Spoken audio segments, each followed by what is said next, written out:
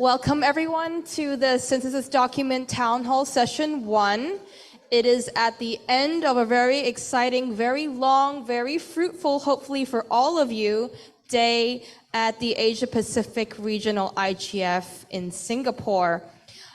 This is really your time and your space to tell us, all of us, the entire community, what you've heard today, what is important to you, all the issues, all the discussions, all the hot topics and highlights that you really want us to remember to capture in this very important output document. This really is your time, so really take advantage of it. People in room in Singapore and also online. I want to make sure that everybody who has participated and is participating in APrIGF gets a chance to have their voice heard. Next slide. So a little bit about the Synthesis document. Community members who've been with us for a few years probably already know this, but we have actually quite a few new members joining us, new family members, I think, after this whole APrIGF meeting. We can safely say we are a big APrIGF family.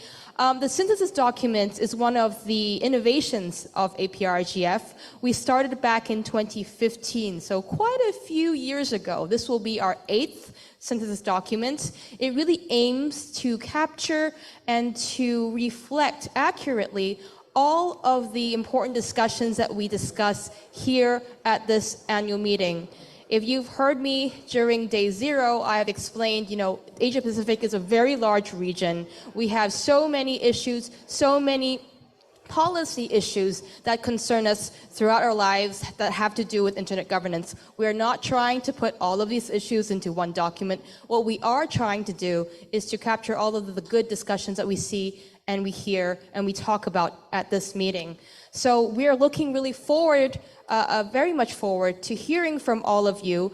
This innovation for this year will be quite special. It will serve as our input into the public consultations that are currently happening. Maybe if you've heard during the opening plenary from the Office of the Tech Envoy himself, Mr. Amandeep Singh, that they're having this public consultation from the UN Secretary General's Global Digital Compact. This will serve as our region's meetings input into this process. So this is another way for you to make your voice heard. I know in the morning we heard a little bit about, making sure we enable new and more diverse voices to be able to join the internet governance discussion. Next. I would like to introduce to you our 2 co-chairs who are sitting next to me right here. We have Yinchin Tan. She is the Stakeholder Engagement Manager for APEC from ICANN. She's also from Malaysia, and she is a new member of the drafting committee. One thing I really want to emphasize here is the membership of the drafting committee is still open. It is open to every person in the APrIGF community. It doesn't matter if it's your first APrIGF or your 13th APrIGF, we welcome you.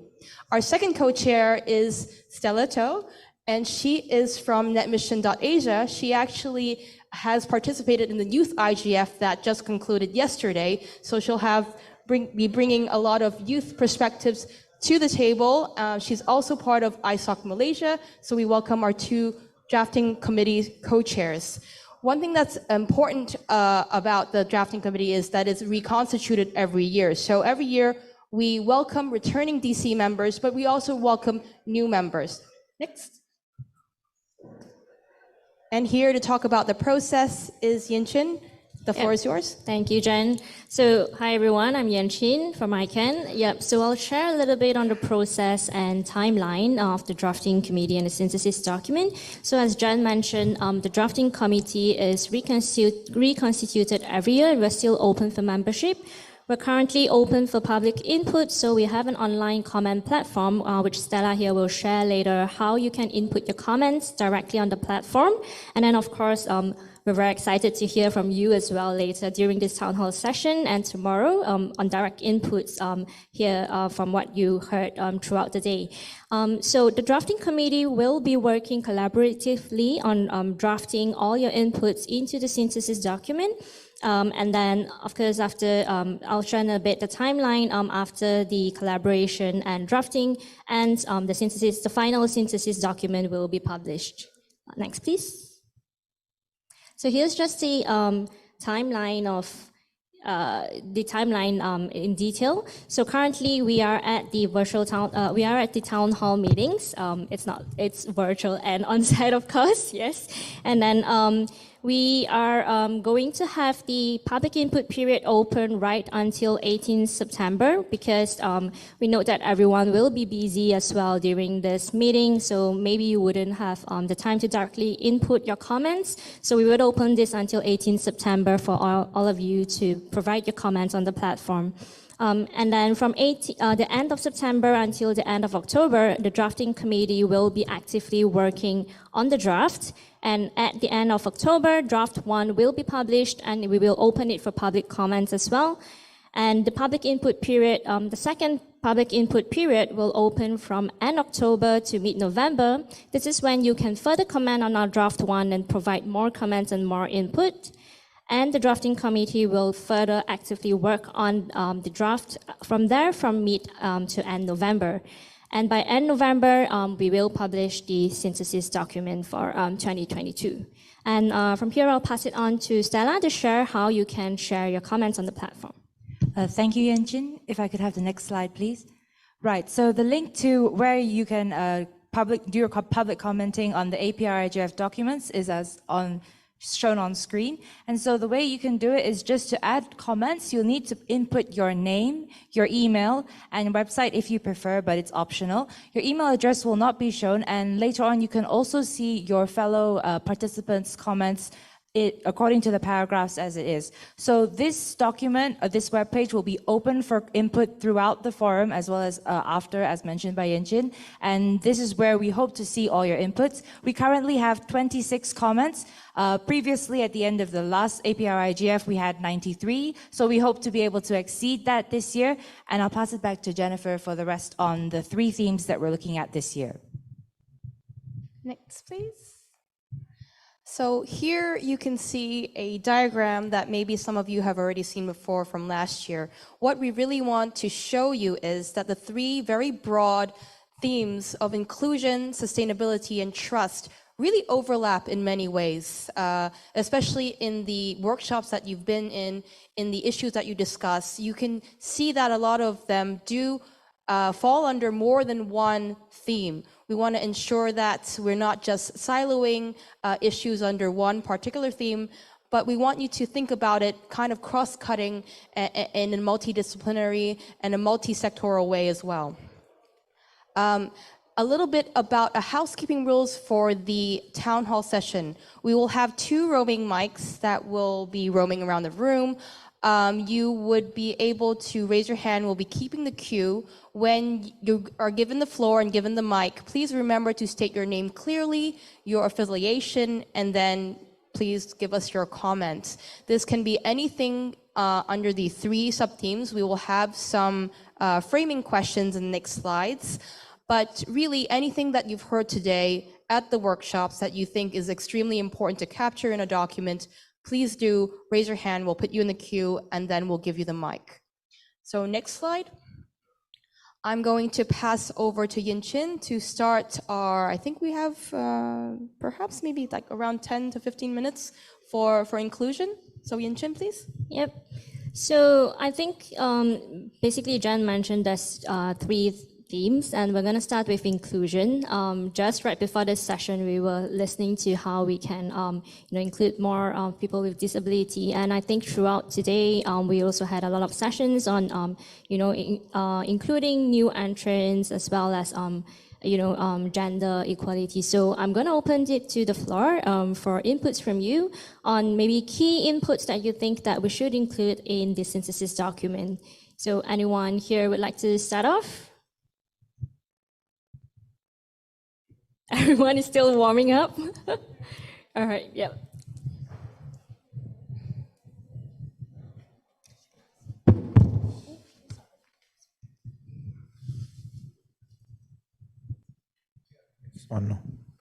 So Abdullah from Pakistan, for the record. I go through this document in the last APsIG at the end of the day session, the plenary for APrIGF. So I add the comment in it regarding the digital education because there is a common thing is you can say capacity building. So if talk about inclusion, so I think the thing is missing is when we talk about the disability of the person, we ignore the learning disabilities person. Like there is a disability of visual impaired, there's a disability of, you can say, physical disability, but there is another form of disability that is some people are struggling with the learning, like autism is a big spectrum, and ADHD and these. So I think so that should be including when we talk about the inclusion of these kind of kids, as well as those persons, they are struggling with the learning and learning difficulties as well. Thanks. Thank you. Yes, I agree. I think especially nowadays with more awareness on learning disabilities, that is definitely an important consideration. So we would appreciate if you could provide that comment onto our platform as well, because it's an essential one. Anyone else here would like to provide your input on any key highlights from today, perhaps, that you think was very important that we should include in our document, or maybe a new input as well? That would be great. Jenna is waiting to share her mic with someone from the audience.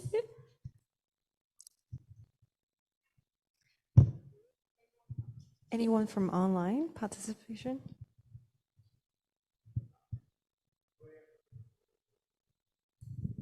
Hi, my name is Crystal, and I am a member of the Digital Makers Asia Pacific, and I'm also an entrepreneur from Papua New Guinea. So I didn't attend some of the other sessions, but I do note there have been a lot of concerns around censorship on various online platforms, particularly Facebook and Twitter. So I think it's important to have a discussion around whether such platforms should have publishing rights as to whether they should decide which users to censor on their platforms or not, because I think it's important to, as part of the conversation around inclusivity, it's important that everyone is open to sharing their ideas regardless of their political aisle.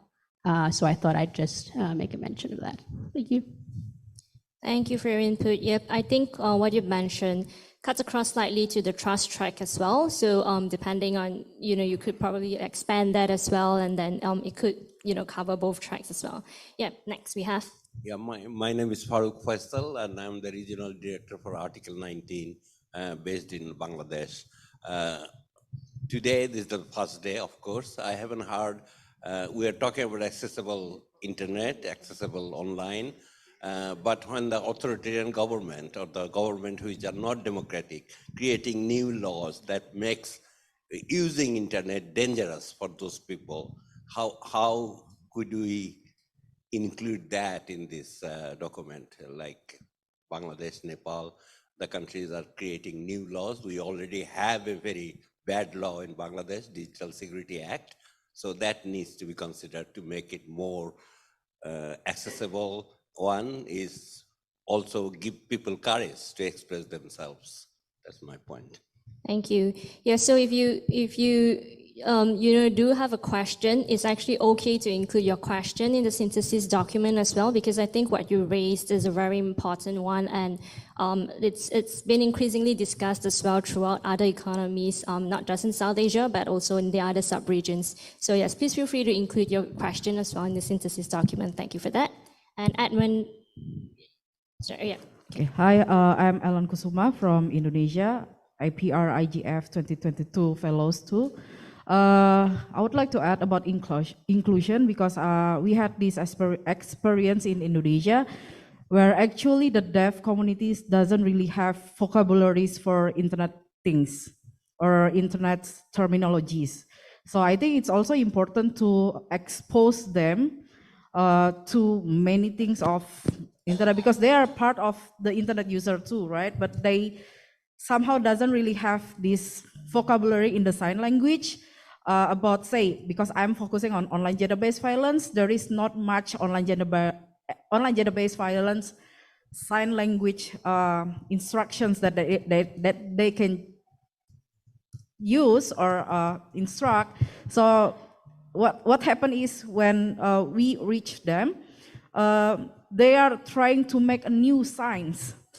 So the other deaf people in the communities can also learn about online gender-based violence. So I think it's also important to expose the terminologies or expose or enlarge the communities towards having these vocabularies. Thank you. Thank you. Yes, that is actually an interesting point. Thank you for pointing that out because that is new to me as well, and I think it's really key. So yeah, thank you. And we have, yep. Thank you. I'm Sarai Tevita from Samoa. Samoa IT Association as a representative and also from the National University of Samoa as an ICT director. I concur the points that make here in inclusion, but from the Pacific perspective, I'll take this from the Samoa perspective. It's a little emphasis on the inclusion of using this digital and the new digital technology. So I want to reflect in this document a more emphasis and more awareness of how we include the digital transformation we are living now in this document, so that, you know, to make it as a living document, not just something that we produce and leave it there, but make it as a living document that we can change it accordingly with the time and what we are moving on. So I just want to make a comment on that. Thank you. Actually, that's a very interesting point. We do have this iteration every year, and in that sense, this document gets renewed every year in a different format. But we can definitely talk about this during the drafting committee's work, and we'll see how we can implement this good idea going forward as well. One thing I also wanted to note is since we've had the APrIGF in 2018 in Vanuatu, we've also had a special section, especially with accessibility in the Pacific Islands, in the small island developing states, and I think it's very important to include in the Asia Pacific document. And here. Yeah, hi, I'm Dhruv. When I was attending the session on the gender-based violence and collecting data, I also wanted to highlight that it's important that we continue to include gender non-conforming folks and non-binary folks in the conversation. And it's these things which go hand in hand. And I was very happy that that session, some of the speakers did mention that. And in any of the effort that we do as part of APrIGF, I hope that we continue to include gender non-conforming folks as well. Thank you. Thank you very much, Drew, for that input. Yep, we agree with that as well. And Luke? Yep. Hi. Sorry. Okay. Oh, sorry, yeah. This microphone? Oh, yeah, perfect. Kia ora. Look, I am from New Zealand. I'm on a panel tomorrow with some people that have just spoken before, and I come here in the capacity of representing the private sector, but in particular the Indigenous private sector. And the thing that I think which we haven't talked enough about is data sovereignty. It hasn't been a phrase that we've heard enough about today, personally, and particularly in New Zealand, a lot of Māori people are wanting to protect that data for their future generations so that it's not actually used for commercial purposes to benefit commercial entities, and that actually those Indigenous people, which we talk about in terms of inclusion, are not left behind. So I think that's one of the important things to try and mitigate this digital divide going forward. Thank you. Kia ora. That's a really important point. I think in the previous slide, when we saw the 3 concentric circles, there's a lot of overlap in a lot of the themes. I think probably in the coming days, you'll probably hear more data sovereignty being talked about, and we do encourage you to input that on the comment platform as well. Luke?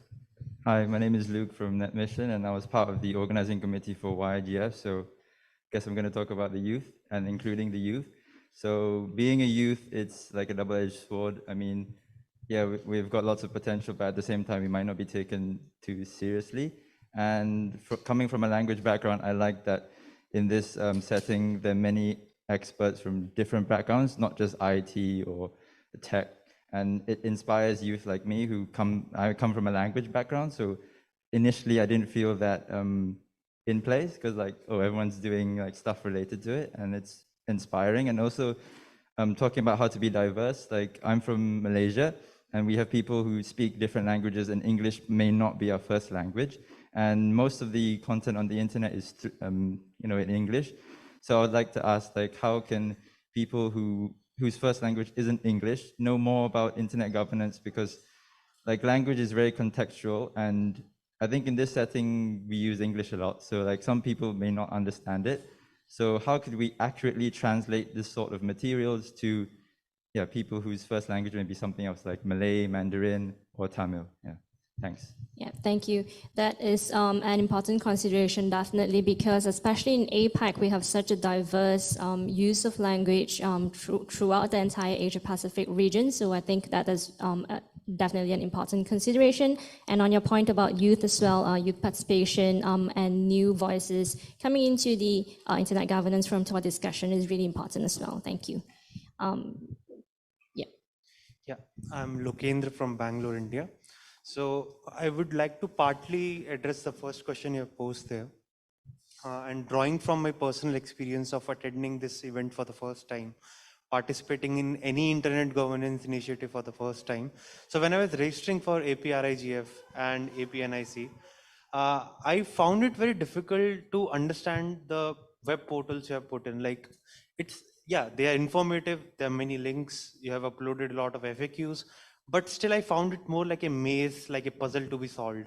So maybe to make it more inclusive, I think some sort of simple document, just one simple document can be uploaded explaining what APrIGF is all about, what APNIC is all about, or whoever are involved in the organization of this conference. A good FAQ was there about registering, how to register, but nothing much was there on what APrIGF is actually all about.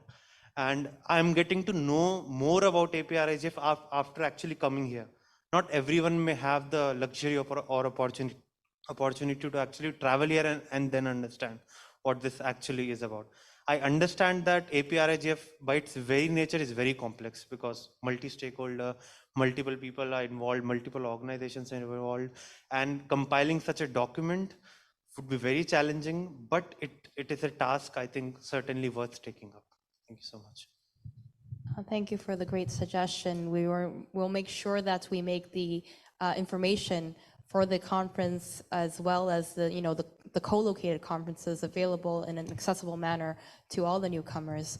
I think there have been fellows and youth fellows who have joined us who had the luxury of going through day zero, but we do have to also remember the newcomers who come straight to the conference and make sure they are also up to speed with what is going on.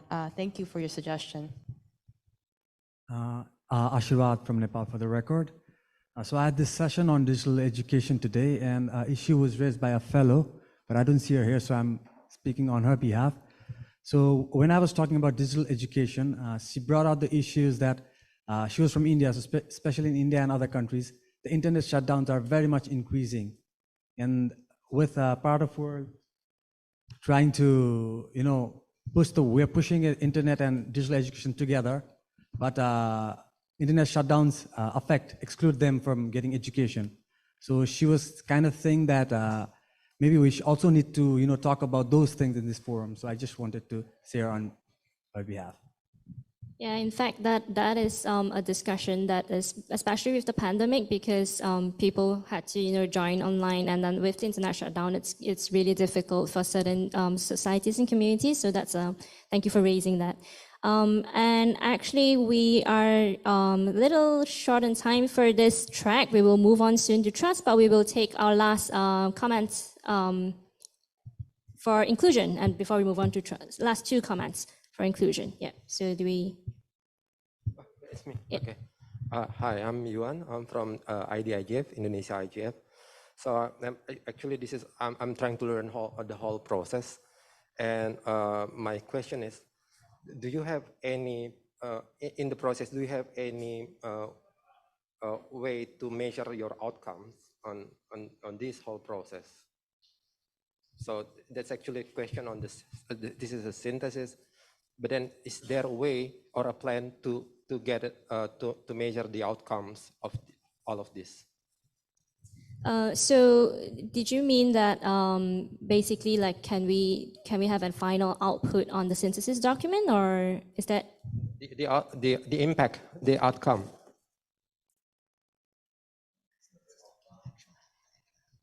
Do you want to? Yeah. Do you want to? Anyone can help. I guess the question is whether, you know, we do all this, provide all this input and create the synthesis document. How does that impact the larger discourse? So I'll take this.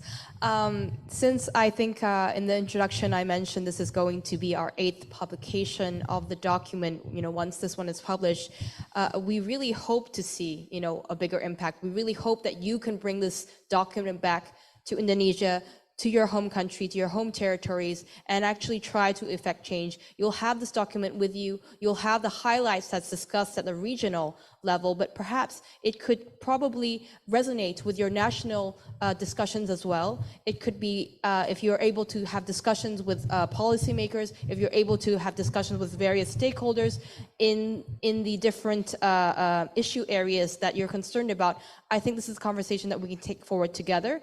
In other terms as well, this serves as input to the global IGF. So this is the Asia Pacific regional input into the global IGF. When we are coming together this year, will be at IGF Ethiopia. But these issues, people from other regions can look at and learn from.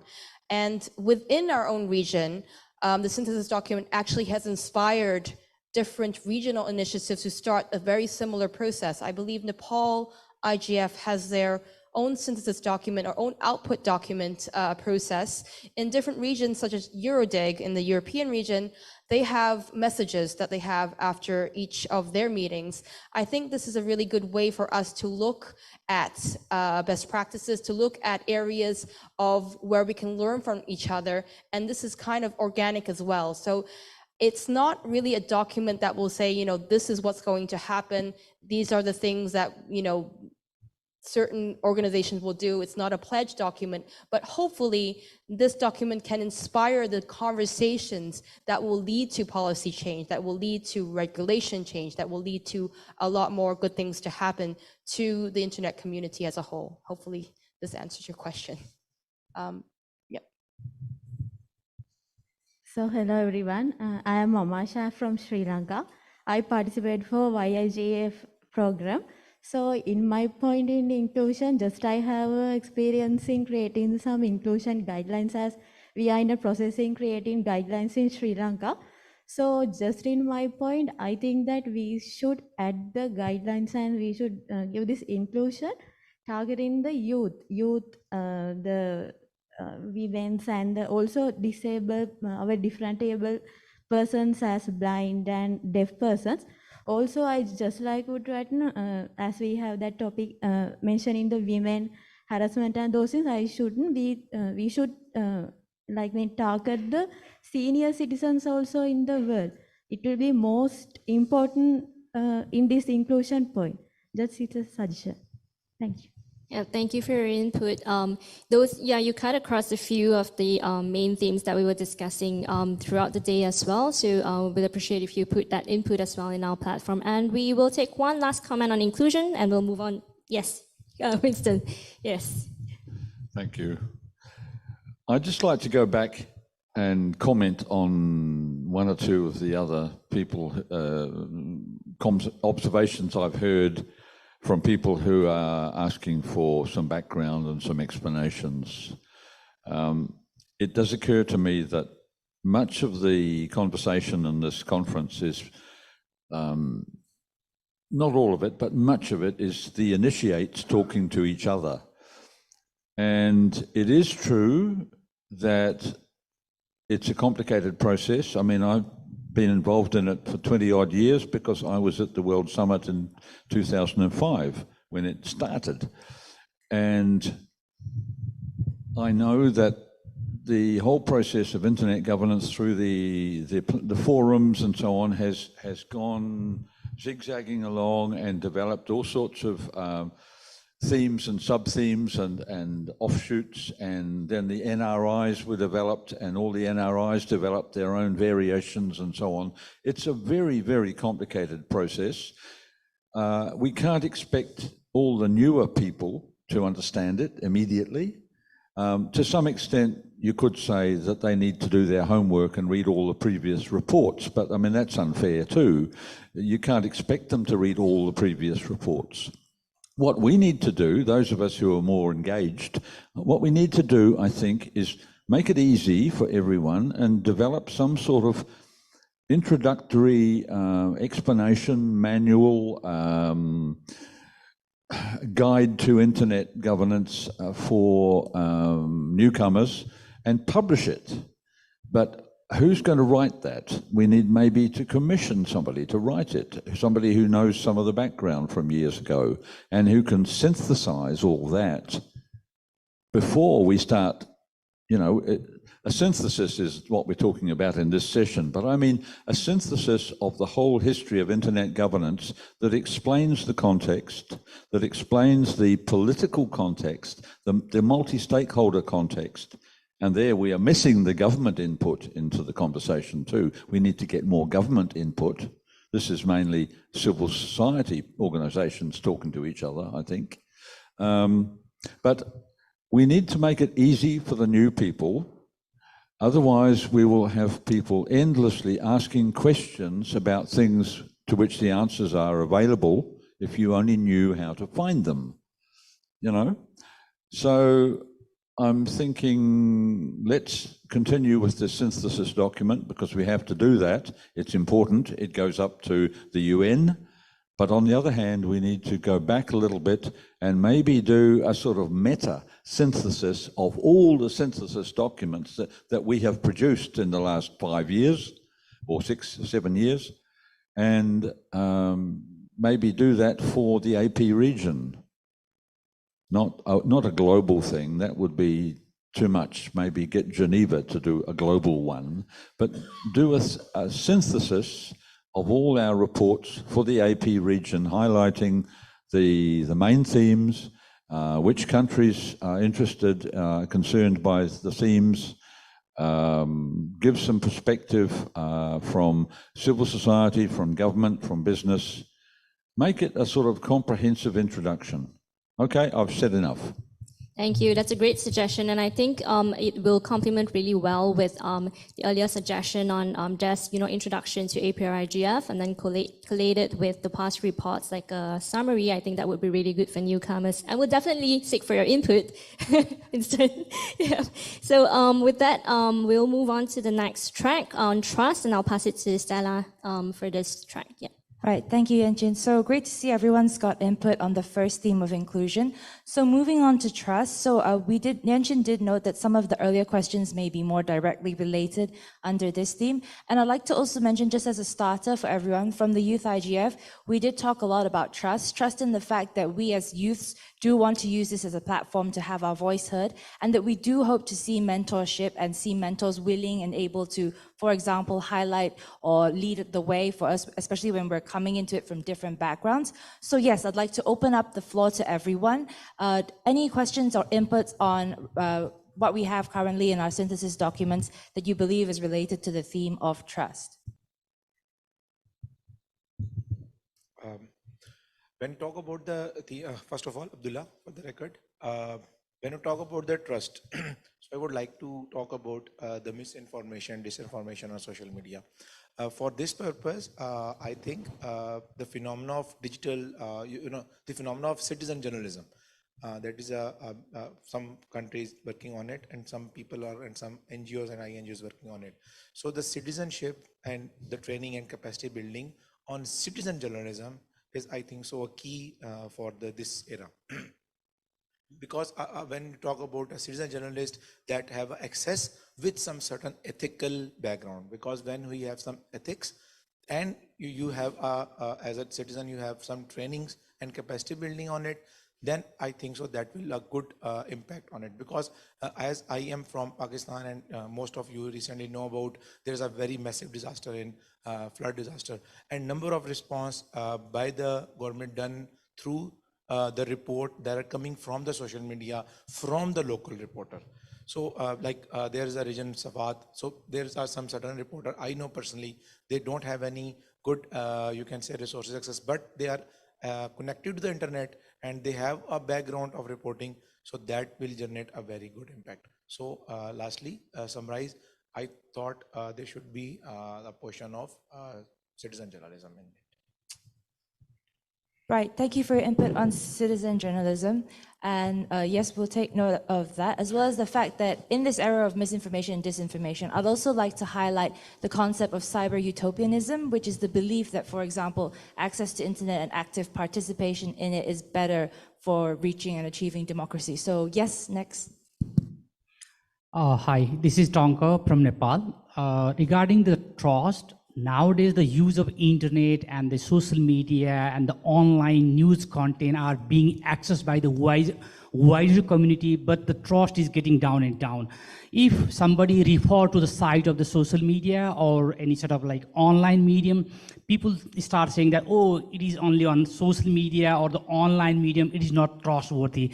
Why it is? Because people are using totally spread the misinformation and disinformation, and some of the example has deteriorated the value and the trust of the news or content floating in this online medium. So for that, it is quite related with the election, how this misinformation and disinformation is really trying to change the result of the election. There is a session day before, next day. So in that case, my belief is that, and our focus should, put on how this, fact-checking initiative can be expanded. Similarly, what sort of legal or regulatory mechanism can really help to minimize the misinformation, disinformation? And the third one is, as gentlemen already shared about the, sensitizing or digital literacy among the user. Until and unless people are not aware about this sort of content and the mistrust or distrust over the content posted in the internet, so that will continue and they will expand it in a way that the trust will getting down and down. So these are the three major areas we should pay attention through our this forum and the in the days coming through the different regional or the country-based event and the initiative. Thank you.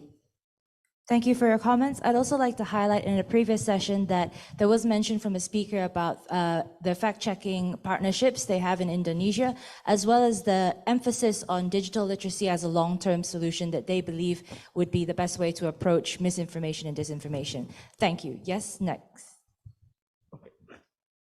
Okay, I'm Fandri from Indonesia, and I think we need to add about the ethical process of algorithm and also how the business process need to be ethical in this kind to bringing more trusted process in internet. And also the other one is about the artificial intelligence governance and ethical process that we need to also thinking about, because to bringing the more trusted place for everyone, we need to also making sure that there is no black box that really happens in the platforms from algorithm and also in other technology that being used.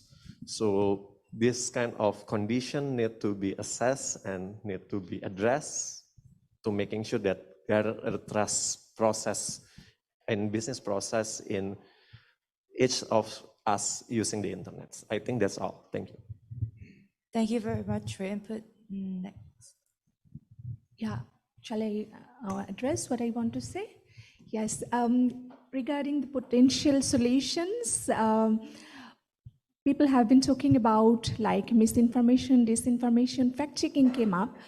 I want to in addition to that, I want to mention that there is the role of all of us who are present here, representing ourselves as fellows, as civil society organizations, at tech experts, and communicators, journalists, etc. We all do have responsible act to play as a news producer, as a communicator, and as a receiver, as audience, as reader. So there both party responsibilities that I want to mention to include, because it's not blame game. There are lots of web portals, news portals that are politicized. I'm sure it does exist everywhere, anywhere in the world it could exist. But the mechanism, if we go for developing that mechanism to make sure that me as a reader, or me as a journalist defender, or me as a journalist, or a tech expert, I know what is my role to play. So that is one thing I'd like to incorporate along with aligning with the trust. Thank you.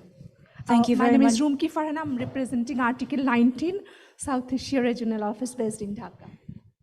Thank you very much for your comment. I'd also like to highlight that as part of the YIGF discussion, a group did mention in their youth policy statement that they do believe that digital citizenship is when digital literacy is the soil combined with responsibility online, which is what they aim to achieve. So yes, I'd like to highlight that our youth did discuss that as well.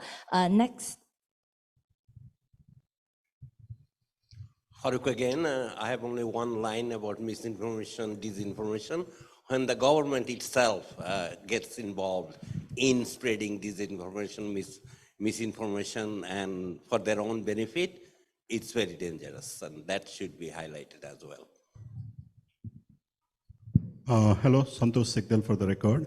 So quick comment on how about the regulation of data that is collected through the contact tracing and other during the pandemic. I think we have to mention in, somewhere in the synthesis document that how the right-based approach to data is necessary, and how the countries in Asia Pacific region should consider about having a comprehensive data protection laws, because many of the countries do not have the comprehensive data protection laws. So that is one thing. Another is about the defamation, this disinformation and misinformation. I think regulation of disinformation and misinformation is double-edged sword. In many of the countries, this regulation has been again used against the freedom of expression, against the human rights defenders and the civil society organizations. So we have to be very careful when asking for the regulation of the defamation or misinformation or disinformation. So the balance should be there, and always the rules should be the right-based approach and the protection of the fundamental rights or the rights ensured by the international instrument, and only the exception should be the regulation of the information.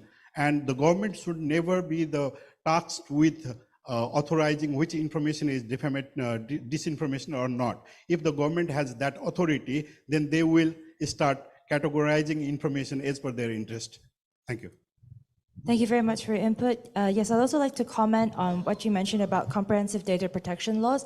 I do believe that I did not hear this mentioned in the conversation, but with the call for stronger legislation in terms of regarding data governance, I do question whether or not we'll be forced to follow the footsteps of our perhaps considered area leaders like Europe, and then end up adopting more of what they've already put into place. And would that really reflect our own context in Asia, which has a lot of cultural differences as compared to European and Western contexts? So yes, next. Just a note, there is 5 persons in the queue.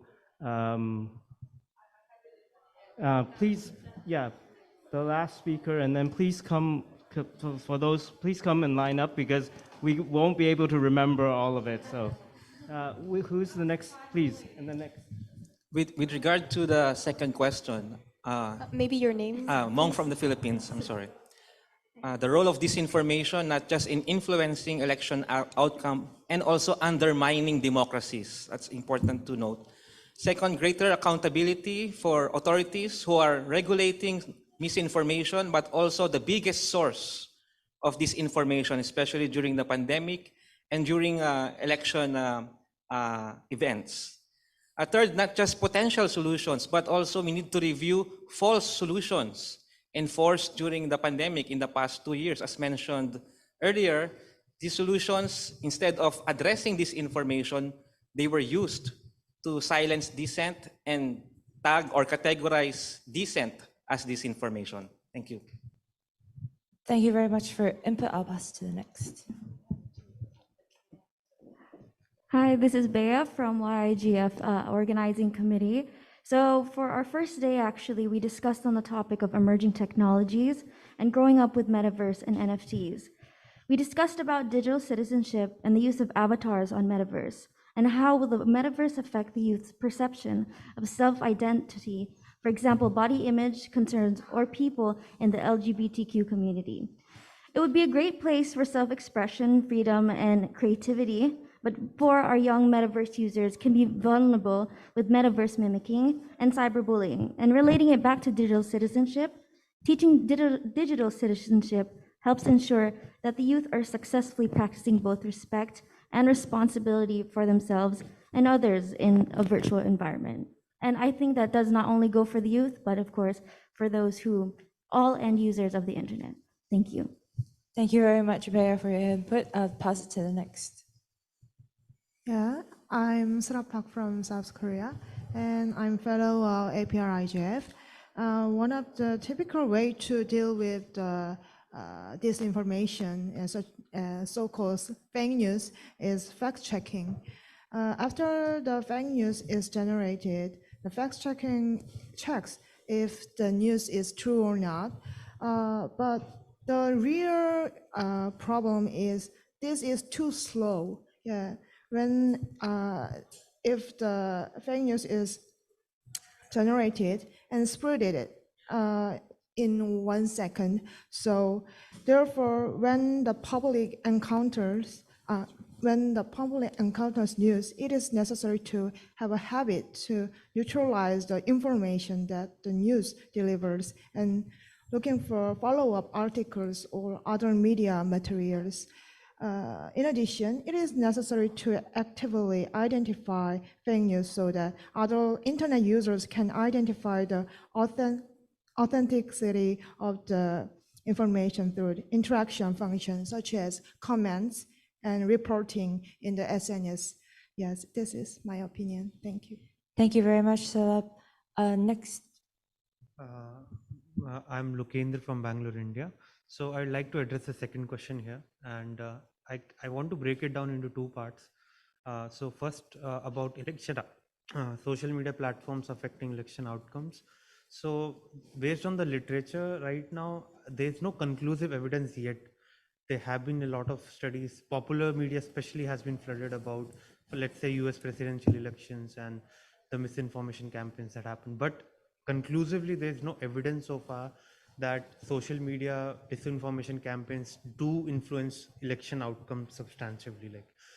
So one point. And second is regarding how do we counter mis or disinformation. So like the previous speaker spoke, that the pace at which misinformation appears and the pace at which fact checkers counter it, that differs. And also the consumers of misinformation and the consumers of fact checkers differ.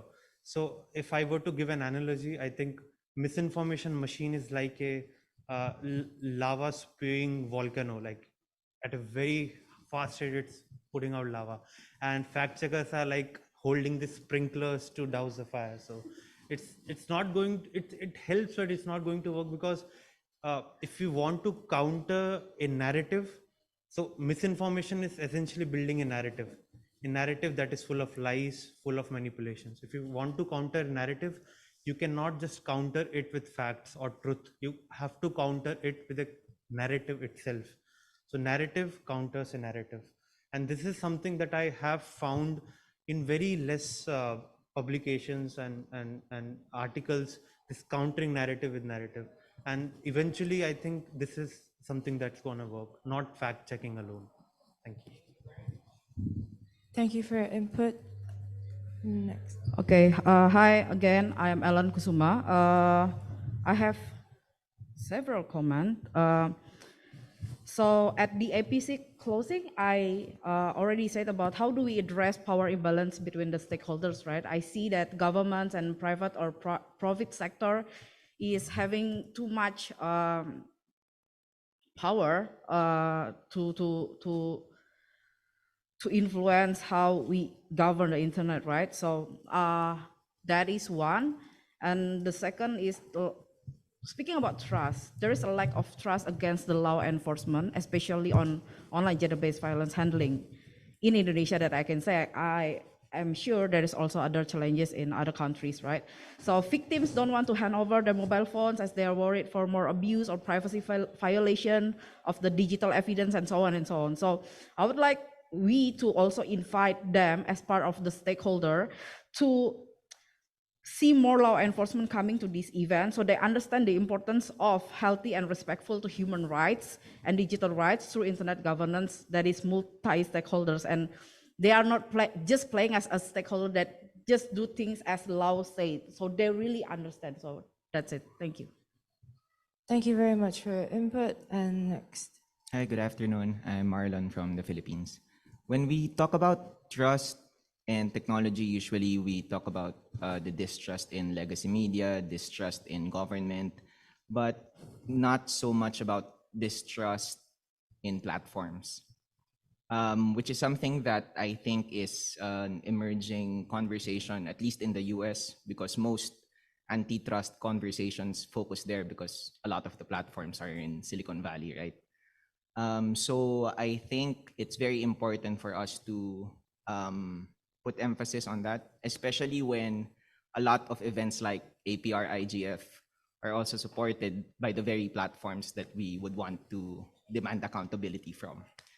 I've attended a couple of sessions already where at least one member of the panel is representing like Meta or Grab. So do we simply accept all of the good things that they present to us? And how can we make sure that events like IGF can be good venues for us to also exact accountability from these platforms? Thank you very much for your input. I'd just like to add a little bit from my personal view is that America is also quite a unique example of where the freedom of speech has also resulted in what we can see a kind of division of reality where some citizens living under the, as opposed to some normal Asian, perhaps, users of the internet, there's a large difference in how that freedom has resulted in their understanding of their own reality. So it is quite interesting that you mentioned that, and I do like to highlight that there's a context difference and a cultural difference, but this is just personal adding, and yes, please, next, well, I'll ask for trust. Yes, I'm Yuan from Indonesia. Yes, I do agree with that. There will never be a one solution. It will be different from culture to cultures. And I also believe that it will not be ending anytime soon. I think it's going to be with us forever. That's why I like to add not just mitigating, but also adapting, because it's going to be with us forever. And I have a background in library information science, but on a daily basis, I do as a software engineer. There is something that we call information literacy. It's a huge cross-cutting between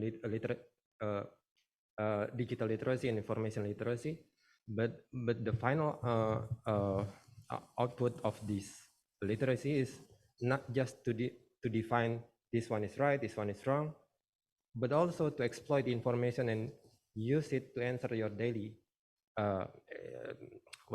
daily needs.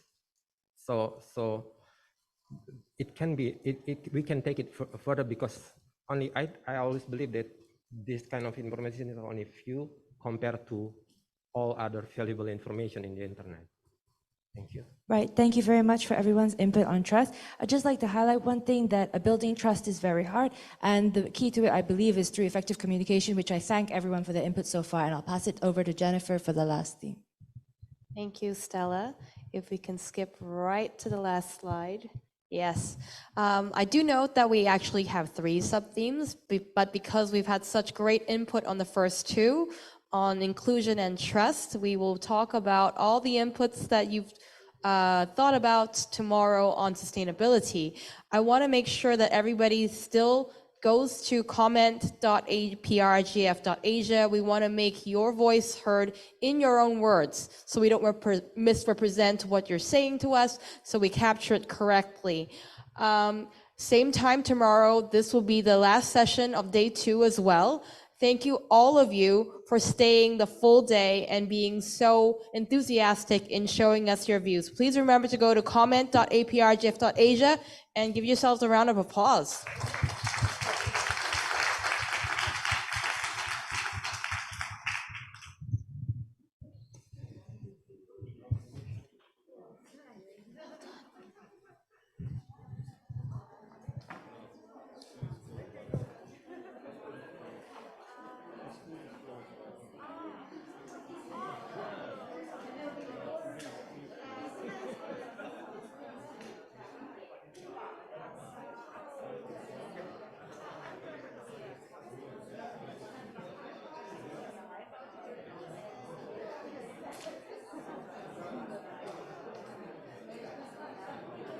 Just want to say congrats on your first